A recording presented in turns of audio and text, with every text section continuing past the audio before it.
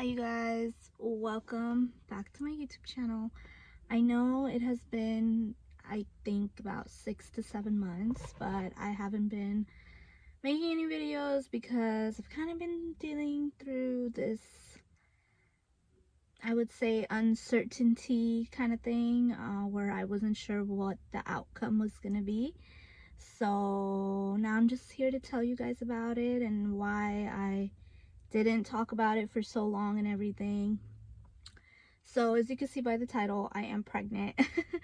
I am pregnant with my first child, and currently right now I am 36 weeks. And basically my issue through this pregnancy was basically that I had a short cervix. Cervix is basically the bottom part of your uterus, and it, keeps closed, and it's like a certain length throughout your whole pregnancy, or through like until you reach the end, and then that's when it starts to like thin out and shorten, and that's normal. But if it does that a little too early, or it's too short, when it's too early, then it's considered bad. Just because you have a shorter length doesn't mean you're not gonna have a full-term pregnancy. I mean, they basically just monitor you longer, but everybody's different, everybody's body's different, every pregnancy's different, so they can't really promise you that the medicine is gonna work, the surgery that's called like a cerclage is gonna work. So it's pretty scary because you just don't know what's gonna happen. So I'm in my car right now because I feel like when I record in the house, I don't know, like, it just, like, the sound quality is just not that great. And I don't know, I don't know, it just doesn't sound that great. So I'm just in my car. I love making videos in my car. It's just, I don't know what it is. But anyways, let me just get to when I found out about the problem, what my length of the cervix was, what other issues I've had, because that wasn't the only issue I had. But basically, it's kind of sad looking back at it now, because I wish I was able to talk about my pregnancy more on my channel, and I wish it was just, more on the normal side. I mean, I feel like I'm still blessed because nothing, is wrong with the baby. The baby's healthy, the baby looks fine.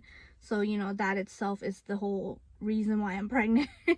But at the same time, it's just like, I wish I could have been more like, open about my pregnancy. But since I found out all those issues, it made me a little depressed. I wouldn't say depressed, but I was sad, and I was just always just worried and anxious, and I wasn't sure what was going to happen. So at my anatomy scan, that's where they check everything with the baby, like, their bones, their head, the brain, the heart, the lungs. They just pretty much look at everything, the kidneys and everything. So it's like an anatomy of the baby, and then they look at, I think your anatomy, like your ovaries and the placenta and stuff like that. And then they check your cervix. So they checked my cervix. My cervix was like a 2.5 to a 2.7. So I was barely on that like short, where it's considered like too short kind of thing. So anything below 2.5 is bad.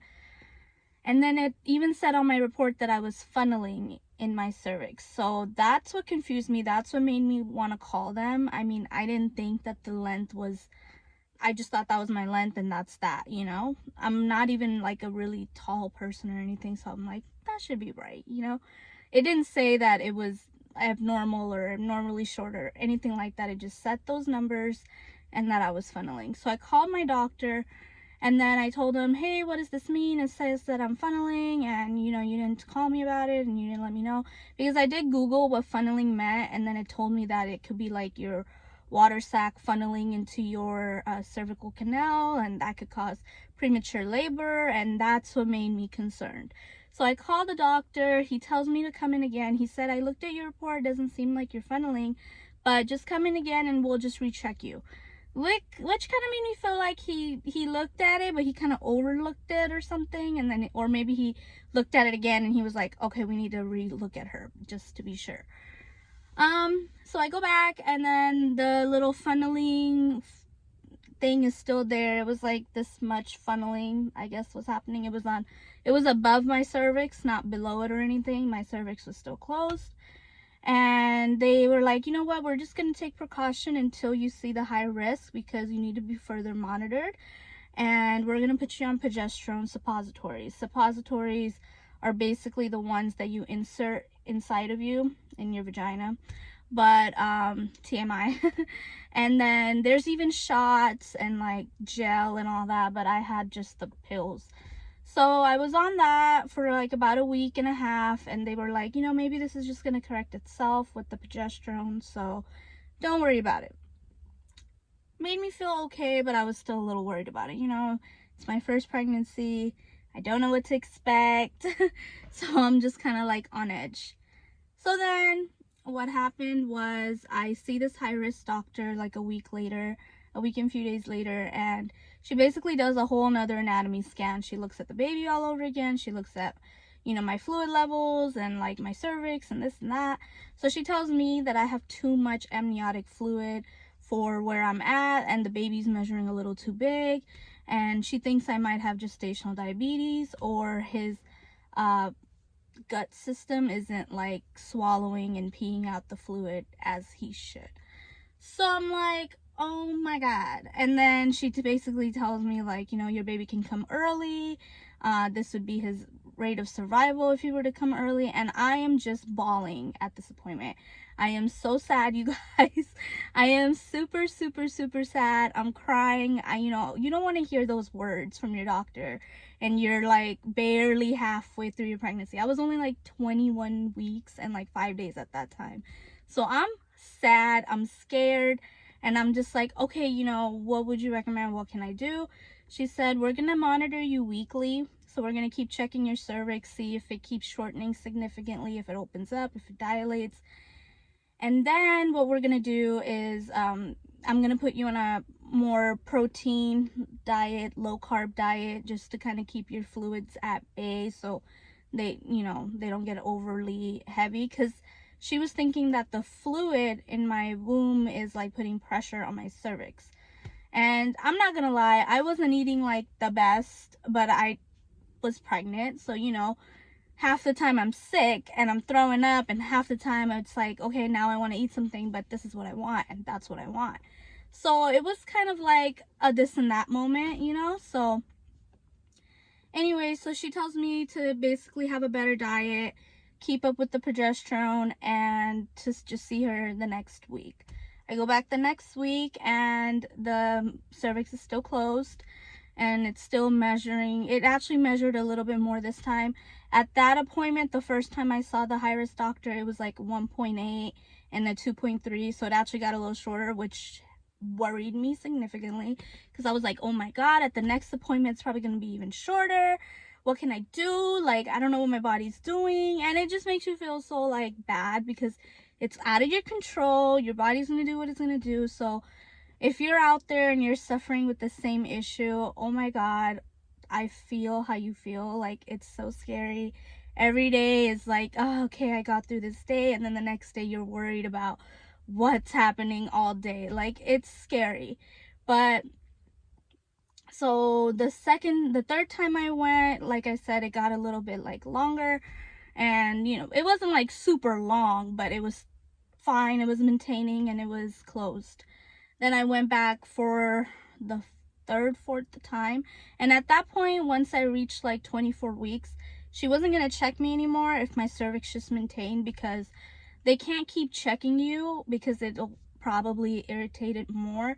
And another thing is, that is kind of the deadline with the surgery, this cerclage surgery, which basically they stitch your cervix shut. Now, that doesn't mean that it's 100% fixed. There's still people that, you know, still go into labor, they ruptured through it, so your body's still going to do what it's going to do. They really can't do anything. They can only take measures and prevent it the best that they can, you know. So I got through the 24, I got till the 24 weeks, and she monitored me, and the cervix was maintaining its length. It wasn't always the same length. It wasn't always longer. Like, it was just kind of just staying where it should. Maybe like 1 or 2 centimeters up and down, but nothing major really. Like, it was just there. Then at like 25 weeks, I got like a yeast infection from the progesterone, because I think, like, I don't know, maybe it was just I don't know, maybe it was just my body getting used to the new, like, more progesterone in my body than I already had in my body, and then that caused it. But basically, I went to labor and delivery. They told me that, yeah, you have this. They gave me medicine, and then that healed. I haven't had one since. And then after like 2-3 weeks later, I got a UTI. So I even asked the doctor, I'm like, do they cause each other? Like, if you get one or the other, do you get the other one later on? And they were like, sometimes, but not all the time. But yeah, they're really common in pregnancy, UTIs and yeast infections, because there's so much going on in your body.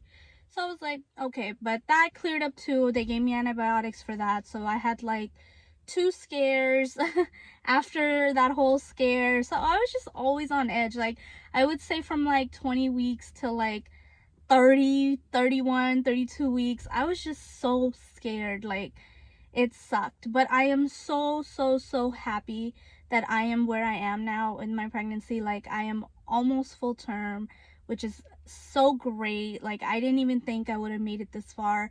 She really thought that, you know, we just want to get you through this micro preemie stage, which is till 28 weeks. And then, you know, in case the baby comes early, he will be okay. But I actually wanted him to obviously be full term. Honestly, I feel like it's so hard for mothers that have to deal with the NICU stay when their babies come early and they can't go home with their babies. Like, it is devastating. And I'm like, I really pictured me and my baby, and then, you know, me taking him home, not me leaving him there and then leaving without him. Like, that's so heartbreaking. So I was just like so nervous and so like tense, you know. So every little thing scared me. Like, any little weird discharge, I would call labor and delivery. Like, they probably were just like, dang, she's annoying. But it's better to be safe and like know before. If you're like in doubt, it's just so much better to just, you know, be checked out, and, you know, you have that peace of mind that, okay, it's nothing, or okay, I'm overreacting, rather than you wait, and then it was something you should have worried about. So that's my number one advice as well. Like, if you're pregnant and you're not sure what's going on, or you're not sure if it's normal or not, go to labor and delivery, call your doctor. I mean, just take precaution, because you're, at the end of the day, your best know-it-all. You feel everything, you know, you see yourself every day, you know, you're monitoring down there every day, so all that matters. So basically, the short cervix was the issue. It did kind of maintain. The medicine helped, I think, for me. Sometimes people are on both, like they get the stitch and they're on progesterone. Sometimes it's just one or the other. So it really depends. She also did put me on like a off work notice, so I wasn't able to go to work anymore. And which sucks, because then I felt like time was going by even slower, because I wasn't doing anything. I was just at home all day. So I was like, oh my god, this is just like dragging. Like, everybody else was like, oh, time is going by so fast. And then for me, every week felt like 2 weeks. So I was like, no, I don't think so. The amniotic fluid, on the other hand, that did correct itself. So I guess it was just at the time, like, I had a little bit more than I should have. And then as I got further along my pregnancy, it just kind of stayed how it should, or it didn't really like blow up out of proportion. So sometimes when you have too much amniotic fluid, it could correct by itself. My OB did tell me that it sometimes just corrects by itself and we don't have to do anything. And then sometimes they do have to like take it out. So I don't know too much about that process, since, you know, they didn't do that with me, or they didn't think I needed that. But yeah, so there was that. And then they also thought I had gestational diabetes. So I took the 1-hour glucose test, you guys, that first time when I saw the high risk, and I failed it. I failed it by a few points, but I still failed it. But I was still eligible to take the 3-hour one. So I did take the 3-hour one. I passed it. Only like one number was elevated, but that's okay. As long as one is elevated, but your rest of the, I think 3 are fine, or yeah. Because first it's just like your regular empty stomach sugar levels, and then it's 3 times that they take your blood after giving you the drink. So one was elevated, but the rest were fine, so I did pass it, but she still wanted me to repeat it after 28 weeks just to see if my placenta was processing like the sugar differently, but it wasn't. So I was really glad I passed. And then at that point, when I took it at 28 weeks, it was actually like even better than the last results. Like all the numbers were in normal range. So I think me being on a better diet definitely helped. I mean, just because you're pregnant doesn't mean you have to eat bad. I know it's hard because I had like morning sickness half the time. I only liked number of things, like, you know, food aversions and stuff. So it was a little hard to be on a good diet and like bland veggies. I like chicken a lot. But it wasn't really like the funnest, you know.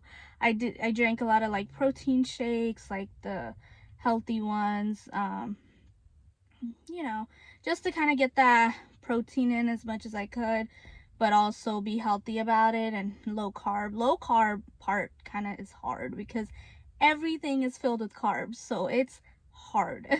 You know, unless you just eat eggs and then you just eat meats and then vegetables, and they don't have a lot of carbs, but how much are you going to eat of the same stuff, you know? It's a little hard, but I didn't have gestational diabetes after all.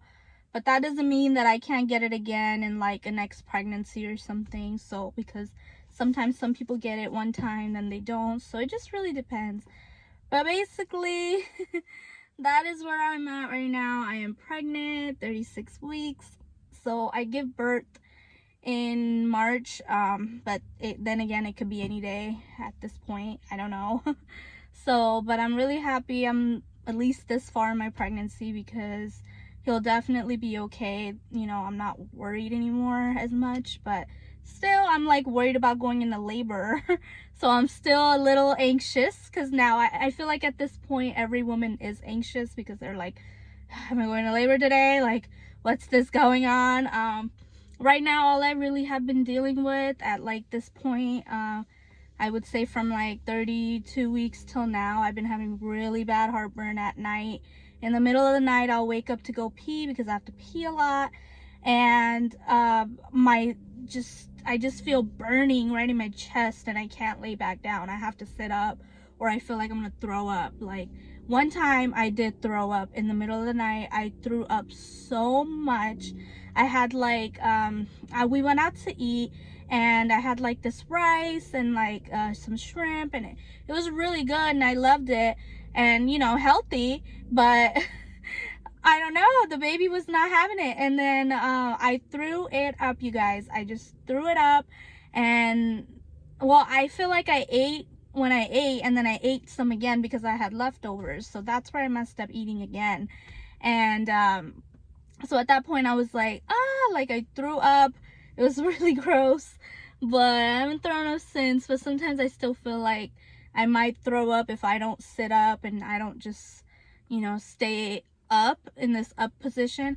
I could take like, you know, stuff that helps with heartburn, but I'm just like, no. I usually just drink like a little bit of milk, like about this much, and it helps sometimes. Like it'll just ease the burn and, you know, I'll feel better.